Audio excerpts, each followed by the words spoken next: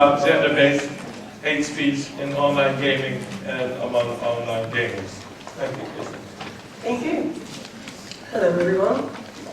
I have a bit of a cold today, so I'm sorry if I sound like I'm speaking through a bucket. Thanks for having me, and thanks for setting up another session on hate speech. I'm going to talk to you about sexual harassment and hate speech in games. Over the next sort of 20-30 minutes, hopefully I will tell you three things. The first is, how is sexual harassment experienced in video games? Secondly, how is it explained by the people who do it? And thirdly, what can video games teach us about hate speech in general? And let me start with a few words about games, because this topic of gender in games has been very high profile for the last year. But for those of us who've been following gaming, been doing research on games, the critique of games as sexist have been around for about 20 years. When you look to games, you will find that it's quite common for games to have overly sexist character design, where, for example, a lot of the female characters, regardless of how powerful they are, is always given a tiny bikini to go fight dragons, whereas, of course, the male characters are given broad-shouldered armor.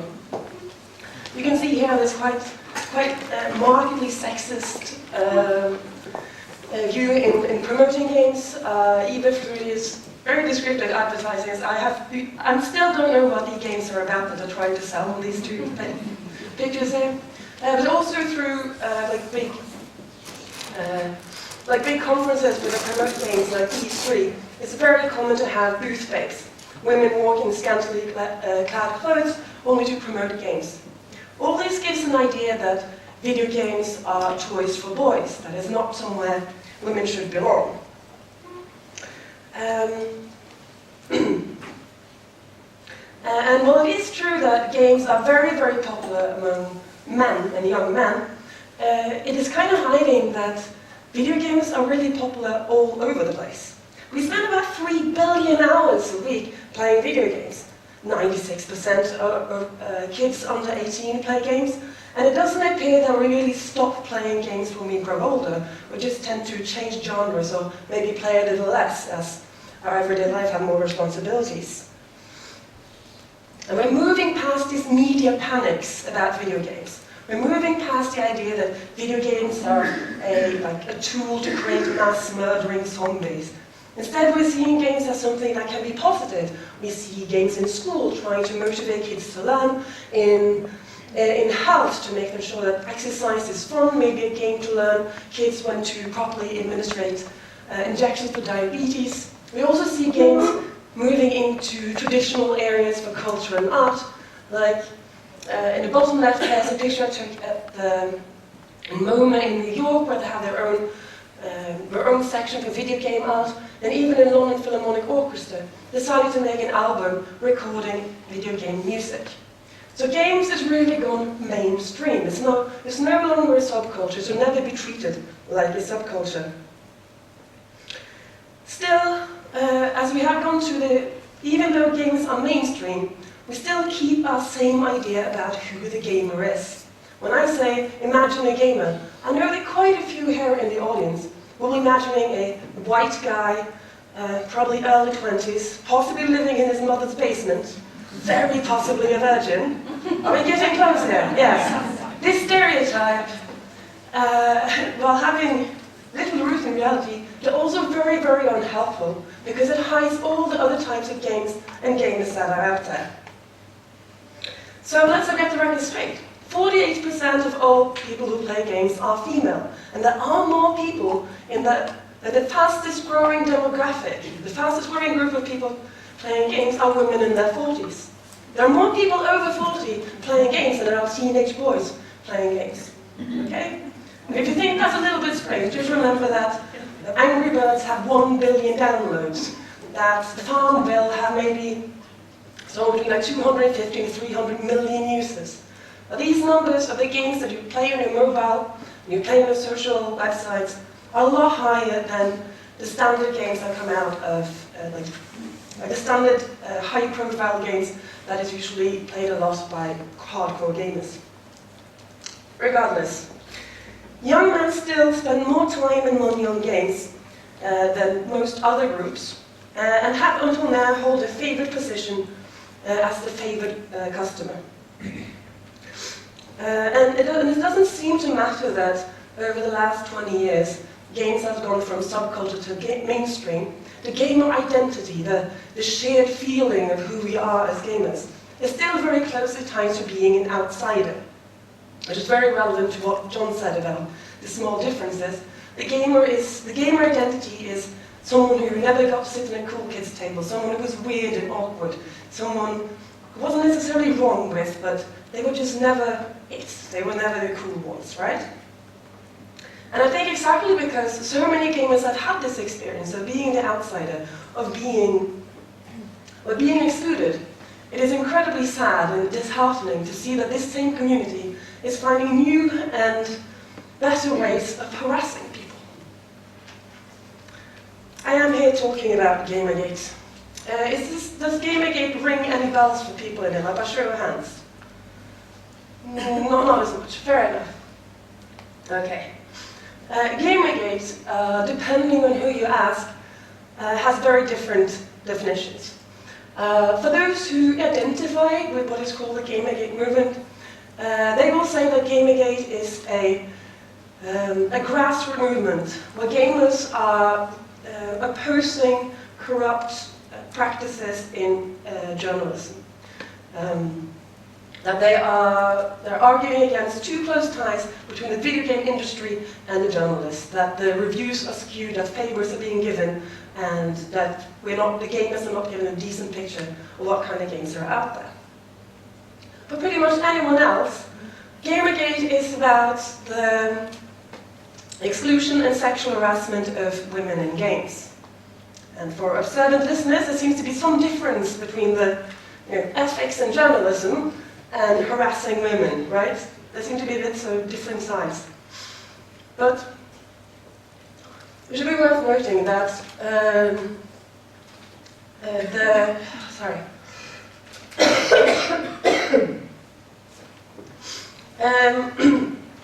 Gamergaters claim that this is a consumer revolt.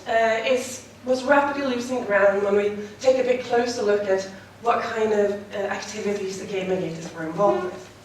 First off, this event has been labeled a controversy. It's not that controversial anymore. The suffix gate, which it usually signifies it has been a big reveal, that something really has come to light. The event that sort of sparked this and gave it the name Gamergate wasn't some great reveal. There was not some investigative journalist digging. The starting point for this was an ex-boyfriend who wrote an 8,000-word long letter about his ex-girlfriend named Zoe Quinn, who's a female game designer who has been previously harassed quite a lot on the internet. And he decided to post this rant of his on forums where he knew that where he would get a response. He posted on forums that he knew were very critical of his girlfriend. So that is it. The whole thing started by an angry boyfriend. And the targets that Gamergate's targets since then has largely been women who design games, women who write about games, women who critique them. And not a single case has these women either been full of money or in league with the large corporations they apparently hate so much.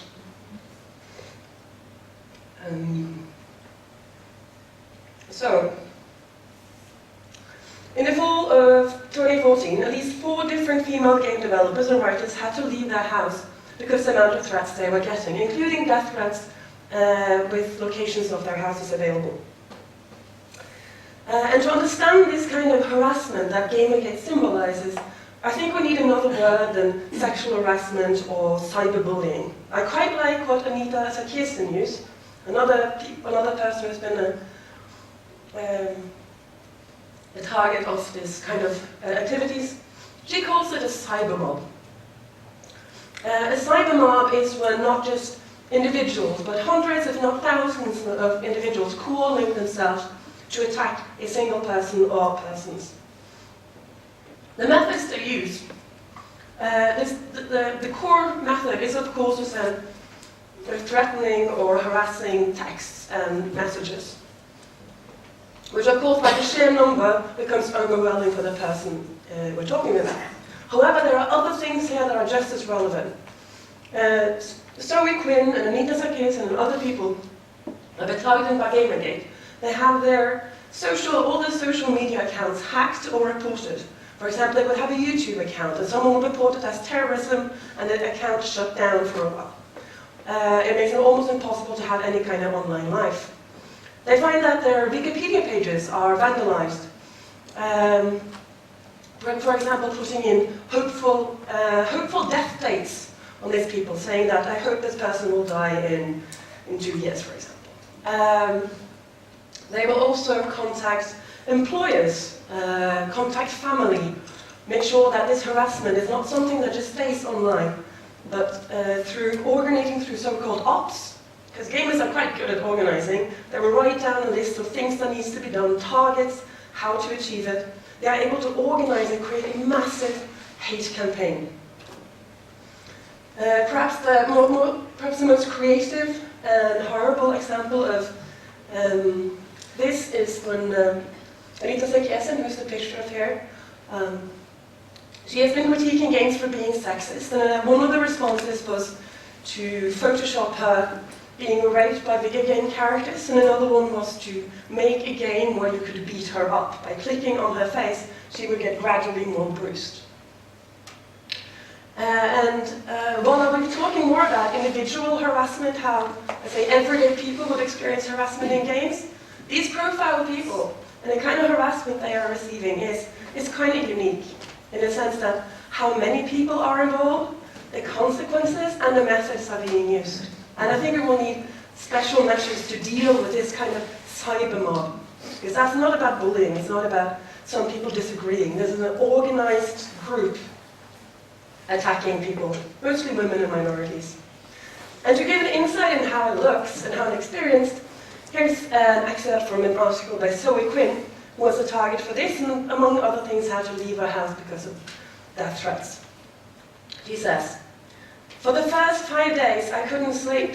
Every time I would start to doze off, I'd be shock awake from half-asleep nightmares about everyone I loved, buying into the mob's bullshit and abandoning me. The ceaseless barrage of random people sending you disgusting shit is initially impossible to drown out. It was constant, loud, and it became my life. Of course, I know this is just a small minority of the angry and disenfranchised, but I felt like it was an entire world.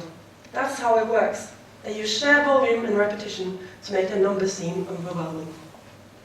So this is a story of someone who's targeted by a cyber mob, and it seems to be almost like this mob sort of eclipses everything that's happened, because they are so many, they are able to be in all tunnels that you are. If they find out personal information, they can disseminate it. She also tells about how she has to explain to her dad that when someone calls her, or calls him and shout, "Your daughter is a whore," into the receiver, he just has to hang up. That what we perceive as maybe online harassment always has consequences in the physical world and in our everyday lives. Now let's get back a bit more to sexual harassment in video games, because this cyber mob behavior is, luckily, there's only a few targets of these. We can almost name them, because they require so much organization around them. However, sadly, sexual harassment is quite a common experience from gamers in general. Gamers without fame, without any cyber mobs, just as part of playing games. I've done a study on sexual harassment in games, where we had both a survey and some qualitative interviews, and I want to present some of this here to show you how gaming culture also, on an everyday basis, can be quite horrifying. First of all, the trouble with games and gender is that we have some pretty strong stereotypes, gendered stereotypes about games. First being that women don't really want to play games, and the second being that women are really bad at games. And these two underpinning ideas lead to quite interesting hypothesis about why women are playing, because, as I said, they do. Women play a lot. In most online games, like MMOs, women are at least 25% of the population. But then the gamers come up with, like the male gamers come up with theories as to why women play, like, and these become accusations. Because the reason they figure that women play are because either they are an attention whore or a loot whore. I know that both, in both instances, they'll use the phrase whore is part of the explanation. What they surmise then is that women actually don't like games. The only reason they must be playing games is to get attention from other men, from gamers. Because there are so many men playing, and as a woman she would get a lot of attention. Apparently she's so ugly in real life, the only kind of guys she could get are gamers, so she's an attention whore. Conversely, if you meet any female player who has a high status, maybe has a very high rank or is part of a prestigious club or guild, she is then deemed a loot whore because, as we know, women don't know how to play games. They will then presume that the only reason she has all these things and has all this status is because someone has given it to her. Because she has been exchanging sexual favors with male gamers in order to get these things. So, in the world of gaming, before we even get to the sexual harassment, female gamers always have to fight the idea that they are either there just for the attention. For example, most female gamers find that if they play with a boyfriend, it's okay, because then it seems to make sense to people why they're playing. Well, it is to be with her boyfriend. That makes sense. So they're fighting stereotypes about not being good and not being into games, which makes play a very gendered activity to start with when we're online. But then we also have this sexual harassment. Now there are different types of sexual harassment in games. The verbal sexual harassment I will get back to. It's largely the very frequent use of homophobic, racist, sexist slur words, illness slur words. And they're called that generally very aggressive, abrasive, and competitive. Visual sexual harassment can be things like showing porn in opportune times, can be using add-ons to remove the clothes of other avatars, and in general inserting, making the environment very sexualized. A lot of players also found problem with unwanted sexual advances. About 2/3 of the girls in our survey told us that they had felt discomfort and did not like being approached with sexual advances.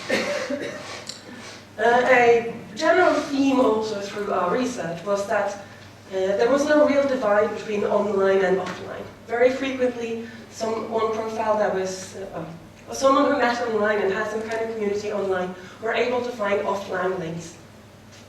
And the idea that you could just log off to get away from it simply didn't hold.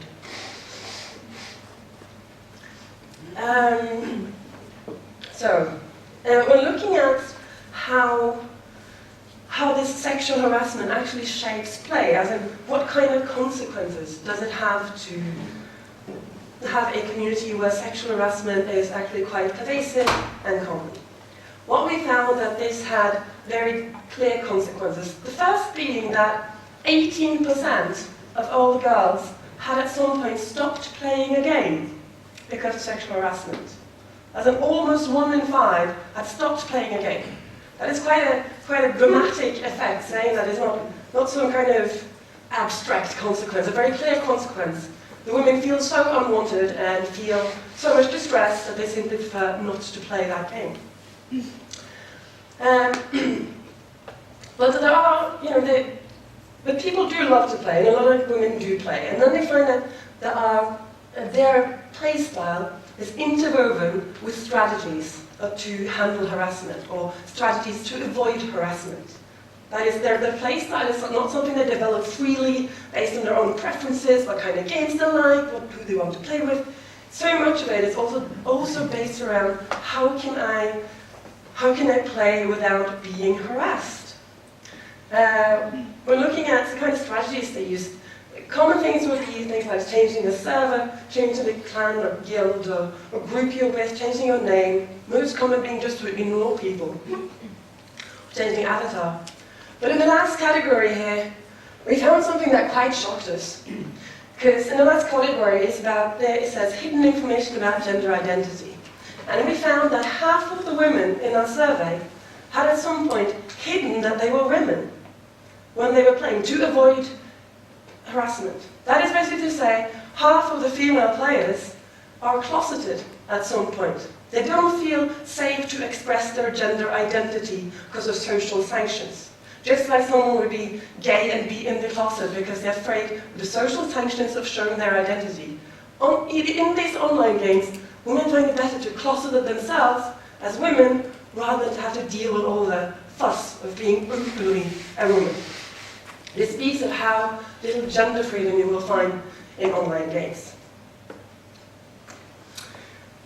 I'm nearing the end, but there's a couple of things more that I want us to look at, because when trying to understand this, trying to understand one thing is what it's like to be harassed, but also I think we want to combat this kind of hate speech. We need to understand the people's motivation. We have to understand what kind of reasoning there is for those who perpetuate this and do this to other people.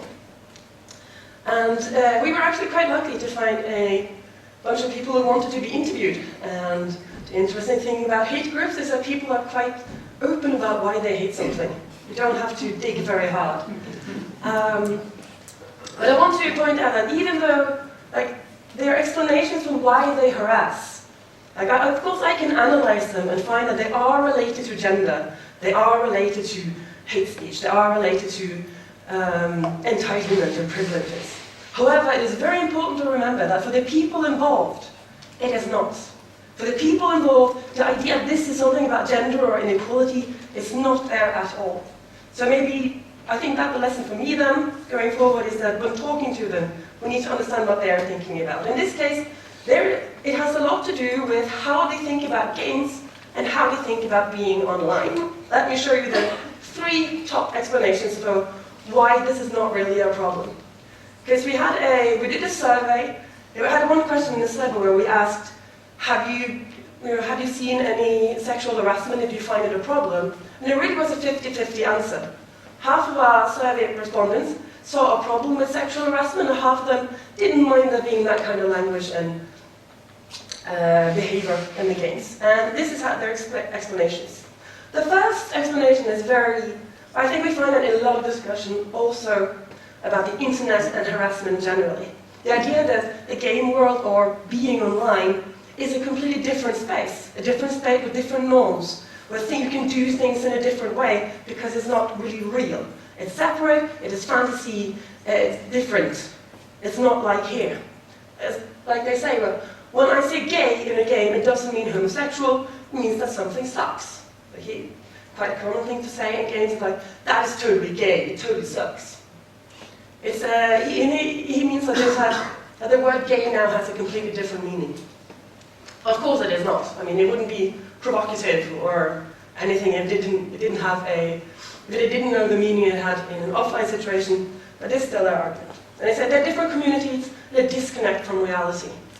They want there to be different norms. They want there to be norms where they can be aggressive and to be abrasive and talk in this way. They say that's the rules of that place. They also explain that freedom from political correctness. That they want to go online, and in this game, I find the same argument about in other online spaces as well, is they want a space where they can be free from political correctness, where they can be free of strict rules or surveillance. He said one guy says, day in and day out, I'm kicked around by life, and I come home and I pop in a game to forget about the world. They want it to be different. They actually want the norms to be different so they can feel like they are going somewhere else. And the last one is about how they understand game culture, which is actually quite unique here. The explanation here is that when they see the kind of harassing behavior in games, it is not a bad thing. It is actually one of the features of gaming. It's like one gamer said, complaining about bad language and harassment in video games It's like going to a rap concert and complaining about all the swearing. To him, this harassing, sort of aggressive attitude, putting down your opponent, to these people, it is part of what it is to game, a way to let out aggression, to be in a certain way. And I think that perhaps is the one that would be hard to fight. Okay, my last slide, just on time. I'm going to try to summarize some things in what we may learn from video games and harassment, both in terms of Gamergate, seeing this cyber mob emerging, but also the harassment that happens between individual gamers as well. I think the first lesson I learned is that harassment is not a monolith. Harassment is just not one thing. Again, I've been showing that cyber mobs probably will need a different tool than I would need to moderate interaction between individual players. And I would probably need different tools across different platforms. The kind of how harassment is motivated and how it is performed is very decisive in how we need to handle it as well. There will be common things, there will be common threats like hate, but there is still very, very many differences. It's not just one thing. The second is know who you're speaking to. I've been talking to, I'm a gamer myself. I didn't tell much about myself, but I'm an absolute gamer. Belong to gaming communities for many, many years, and I've been talking about my research pretty much non-stop for the last year. And I found that when I speak to gamers who they may not identify with the Gamergate movement or sort of cheer on sexual harassment, but when I tell the story about women being sexually harassed and how bad women have it in online games, they really end up on their back feet and simply do not believe me. A lot of what I would consider smart, cool dudes who I like to play games with have a hard time believing how female players are being sexually harassed. In their world, how they view their experience of these game worlds is that women come in and get a lot of attention. And in games, a lot of attention can translate into power and status and rewards. So in their view, the women have it better. In their view, the male gamers are the one at the bottom of the pyramid. They have it worst. Which we especially see in this Gamergate controversy, where the Gamergaters, which are largely white, straight men in the mid-20s from Europe and America, probably were like the most privileged group we can imagine, unless they were maybe 10, 20 years older. A very privileged group are taking the language and the practices of the oppressed. They're talking about how they don't have freedom of speech, how they're not being heard in the media, how they are being discriminated against. Something that is quite common when we see privileged groups have their privilege being questioned, like the Tea Party movement doing exactly the same thing, making a story about how they are the real discriminated against. The Gamergaters are telling a story where the gamers are the ones who are really discriminated, that gamers are socially excluded, that gamers are having a hard time and no one wants to listen to gamers. They are wrong. However, I think we need to understand this when engaging in a dialogue with them.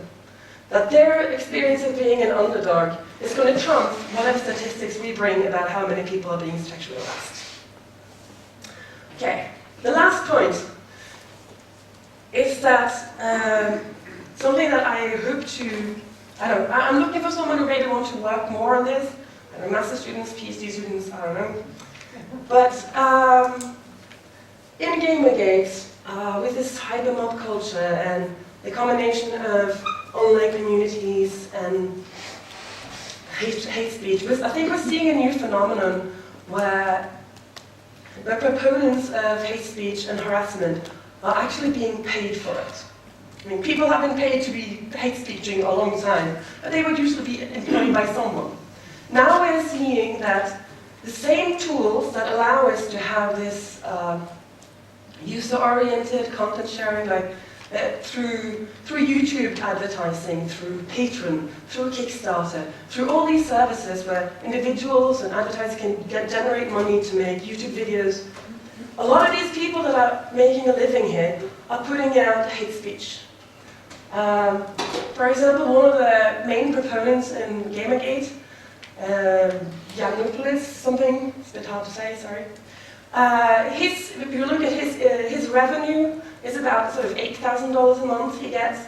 And his revenue, as soon as he started posting videos, variation over Anita Sarkeesian is a lying bitch, or white old feminist should burn in hell, or something like that, like 4 hours rants into a camera. As soon as he started posting this, he got a lot more hits, and his revenue went up. And now he's able to make a living out of posting hate videos, on a bi-weekly basis or something. And he is not the only one. But there is hope, by the way. Women do like playing games. We still play games, and things are changing. We have a great success story in League of Legends, known as one of the most toxic game communities out there. And so many people stop playing because of the toxic culture, especially against women and minorities. So League of Legends then is a beautiful example that if you just care, if you want to do something about it, it can work. Sexism and harassment is not inherent to games, or inherent to game cultures. In League of Legends, they put down an interdisciplinary team, and they ended up with a couple of simple things that changed the community. For example, not being able to text someone without their approval first, or that after you had been banned, you were told what you did wrong. They implemented maybe like a dozen small things that changed the community. And I believe that if they could turn around one of the worst communities out there, then maybe the rest of the gaming world isn't so bad off anyway. You can probably do something, as long as you make sure to still play. Thank you.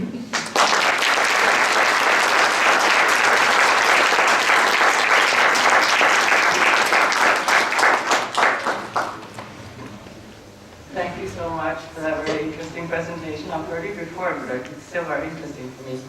Okay, so who has questions? Christopher. Oh yeah, I'm not going to toss this, by the way.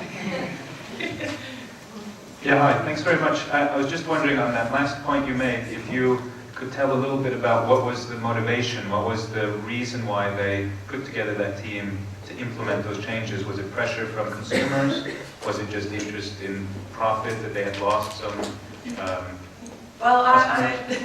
To be honest, of course they talked about wanting to have a nice community, but I believe that they would not have the resources to put down a proper interdisciplinary group of researchers if they didn't realize how much money they were losing. I think a lot of game companies and maybe online services are kind of starting to cop on to how many customers they're currently losing, how many people who just never log on or just log stuff immediately when they see really aggressive and sexist, racist behavior. In the case of League of Legends, they were having a problem with players leaving the game because they didn't want to be in that kind of toxic community, in that kind of toxic environment day in and day out. The kind of research they did, they did a lot of testing, trying to get quite a lot of different things, but it seemed to be in general, they have some good tools that can be used elsewhere, usually about transparency of moderation, about not being able to be completely anonymous, accountability. But I think more than anything, they were able to get any kind of discussion about it. Again, awareness about sexual harassment can never be underestimated. You didn't ask me about it, actually, I forgot, there's one story I kind of want to share about this to exemplify this. When I started playing games when I was like 14, in my 20s I started with online gaming. And I started especially, as I remember playing World of Warcraft when I went into sort of a play mode where that was known to be more aggressive, more abrasive. And I remember I started crying. All these players were yelling at me. I was trying to do a good thing, but I didn't know what to do. And all these people were yelling at me, telling me I was horrible, and I needed to go, leave this, go fuck yourself. So I started crying, and I didn't play that kind of style again for a very, very long time. But then about 4 years, maybe 3 or 4 years later, I decided, hey, I haven't tried this. Player against player, this style. I haven't tried it in many years. Maybe I should try again. And I logged in, and again, soon people started shouting at me, "Oh, you don't know what you're doing, get out of there, go, fuck yourself, go." And I responded in kind, without thinking. And I hadn't realized that over those 4 years, I'd become completely accustomed to this. I had no problem dishing it out, and I didn't see anything harmful with it. It wasn't until then, another couple of years later, speaking to Kristine, who actually I did the research project with, it was a New Year's Eve, late in the morning, and I was the one sort of really defending that when I say that someone's a faggot in that game, I'm not being homophobic, I'm just saying it's lame, you know? That's what it means in a video game. And then, another couple of years after this, it's a long story, when I realized that my own behavior was incredibly sexist and had consequences for players, and also that a lot of the things I had experienced, interactions with other players, were sexual harassment. That so many times my experience of discomfort had been sexual harassment. It was just so naturalized, I didn't think about it, couldn't identify it. If I said, "Oh, it's got a bit weird, this guy I was talking to was just asking for, pics of me naked," no one around me would say, "That is over the line." They would laugh. I had standard ways to deal with that. Like I would always ask, if someone asked me for naked pictures, I would always reply, "Just send me your MasterCard number, we'll work something out."